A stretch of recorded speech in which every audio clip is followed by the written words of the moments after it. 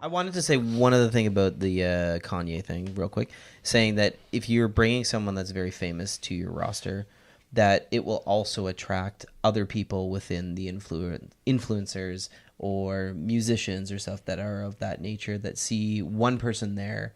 That's fair. Also gravitating towards it, which also opens up a demographic of people that you may be influencing, right? So yeah, but that's you can't measure that with dollars and cents. We never. But it's like, and that's the entire thing. How do you equate marketing promo codes to? Well, besides, but that's not the only way that you retweet. No, that is one of the only ways to track it. Is what I'm getting at. Yeah, but that's not the only way you do marketing. No, is promo codes, right? So I'm saying there's other ways of marketing as well, and that's one way of doing it. The thing is, like the entire scope of this conversation was, does Kanye affect the bottom line of Adidas's growth? And I think that all of us had we all got points. It's just that whether or not that equates to dollars and cents, that's the biggest issue. It's like, I think that Kanye West absolutely brings something to the sneaker world in Adidas's relevancy. Okay, now Adidas has been more relevant than since like the 70s and 80s. Okay, I think 10 or 15 years. They said they've been more relevant than they've ever been before. But does that mean that is what's selling the classic silhouettes that actually is making the money? What is the cause of this quote unquote boom in the classic silhouettes? If any Adidas is trendy, then maybe you go and buy the other ones. Right? That's the only thing that we can't come to a conclusion on. Why are all these people, most of these kids? Yeah, dude, Pharrell. Fuck, we didn't even talk about Pharrell. I think Pharrell has more influence on the actual dollars and cents than Kanye. He's moved more units. Yes, I think he actually makes. And now he's branching to way more. But that's part of the influence, though.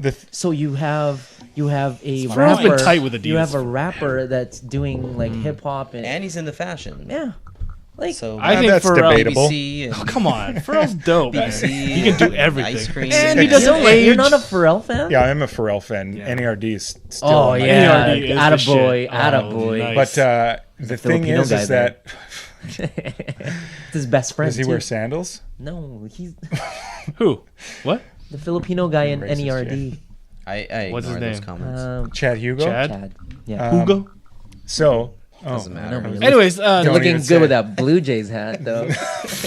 I think that's all the time we got for win streak number 1. So what I was trying to do was agree with your point that I give more credit to the fact that there has been a cut and dried drastic shift into the streetwear and casual market, which Adidas has capitalized on.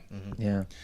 What we will see is, like Jay was saying, with the mosquito-like attractiveness to these other artists and influencers, we'll see if and when and how long it takes to get played out. Because Nike, to their credit, acknowledges the fact that they're going to stay in their lane, and they've done little drips and drops of some cool shit like the commuter and all of this stuff that is kind of with the Nike Lab series, and they're doing little test runs, little floaters out there to see where they can go. But for the most part, they've retracted. That's the word I meant to use before. They've retracted back into their lane, as far as I can tell, and they are condensing, gathering their soldiers again to brace themselves. And the thing is that even with the article like that saying that Adidas is pressing new ground to overtake Jordan had a banner year last year.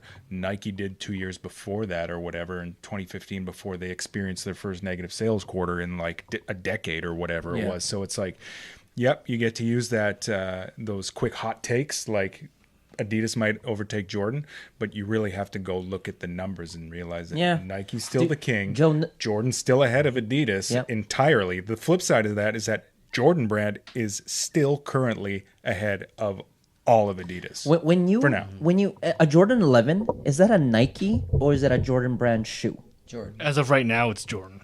It's Jordan. So every Jordan is a Jordan brand. Right now. Which always intrigued me is because I understood, like in 2000, when Nike let Jordan loose as his own brand, and if you guys remember how that shitty Jordan, the Calabasas line, the Calabasas font? No. Okay. Yeah. You've never seen the sweats that What's Her Nuts was wearing? It's like this weird it's got an italic to it, and there's like a line cut out through it. I'm sorry, I can't help you with this one. Anyways, the Jordan brand font, basically, of the early 2000s was almost identical to that. That's just an interesting side note. But in 2000, when they split up to differentiate, I always wondered why the hell would they take away the Nike Air branding, the OG shit? Because Jordan's getting paid anyways. Like, why give the people what they want? No one wants the Jumpman on the heel tabs anymore. Give them fucking Nike Air. Yeah. Sometimes people it's want timing, right? Like sometimes you have the right timing, and the products just do better, right? Yeah. Like if AMC Eagle. If you've ever car truck. if you're ever into this kind of shit, then might have dated yourself. I know for a fact that Tinker Hatfield, Tinker Hatfield. he was very adamant on disassociating the Nike Air branding on all the silhouettes that he developed. He wanted Jumpman all the time. Yeah, he didn't want Nike swoosh on it at all. He wanted Jumpman everything, and he wanted to not disassociate, but he wanted the entities to be very separate. And I can see why, because who came up with the Jumpman actual silhouette? It was Here we go. an army guy, I think. Okay. It was What? like a pilot. No, the logo? Yeah, the logo. The logo was the Is the a silhouette off of a photo, the right? photoreal 29s are of the photo that he took. But the interesting thing there is there was a lawsuit because coming off of the Olympics, I think it was in like 1980, early 84,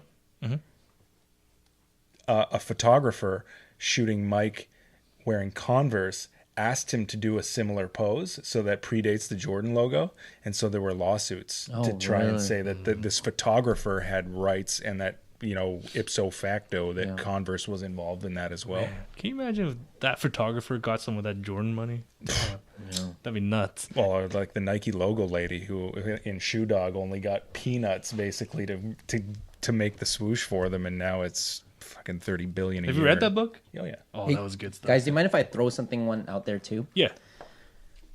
What do you think about this statement that, first of all, Nike or Jordan heads are snobbish? All sneakerheads are, but yes, go ahead. The reason why is because we all know that Nike and Jordan has a whole rich culture. Yep. We talked about the swooshes versus the OG branding, right? So if they release a shoe that has not the same branding as the OG, there's going to be people that are like, oh, that's not the real thing, And so they'll actually make fun of people like, yeah, that's not the real OG. That's not the real breads, blah, blah, blah, right? So it has an effect on the overall visibility of that shoe, right? And the fact is that they're only concentrating in like, okay, we're going to make a cement with a Nike branding. And then next couple years, we're going to make a cement that has a Jumpman branding, right? So now it's like, oh, you know what? It's different materials. They're mixing it up. They're changing everything. So I'm going to throw this one. So everyone's like, okay, the new Flyknit Jordan 1s. See, there you go. That's exactly what I'm saying, is that this is new technology, right? They're not developing anything different, but it's different. And yet you're making fun of it because it's not true OG. Yeah, no. The problem is flying it to like that's a different comparison because that's the different material you use. And yes, to your point, people are and were elitist when they switched to Jumpman logo. People on like Nike Talk and the old ISS forum days, people were quick to be elitist and say, well, I still got my 99 retros. I don't need to get these ones with the Jumpman on. Yes, I still that have attitude is not present in the Adidas movement nowadays. Because there's nothing retro. Yeah, I know. There's no retro but I'm just in the saying Adidas that. lineup. I'm just saying that. So No, and there's nothing wrong with that. No, though, but Nike right? or Adidas is also in like business lingo. They're also the small fish in the pond, so they can move around a little quicker, and that means they're going to stay a little tighter. That's what I'm knit. trying to say. I like the community of Adidas. That's why we love Paul. That's what I'm trying to say, is that because they're so love Paul, we love Adidas. entrenched in history, it's hard to move around that history because there's a cult following with each one, Yeah, right? they're a cult. I mean, there are good documentaries on the cult people of Adidas who have the OG white and blue boxes in the thousands in storage rooms, and you're bringing out shoes that never even We're made talking it out about of Germany. Adidas is such a heritage brand. Yeah. It's been around forever.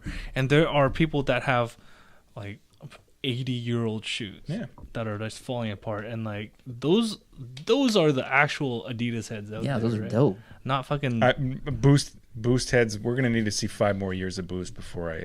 Yeah, we it doesn't. It Did you hasn't say that proven we're gonna itself only yet. see 3 more years of Boost, and It then still might be, man. Like, look at the Boost sit nowadays, right? See, Vapor Max, baby. Like, let's just say if I were to tell you, hey, this triple white Ultra Boost, the 3.0, I'll sell it to you for $400. Would you buy it?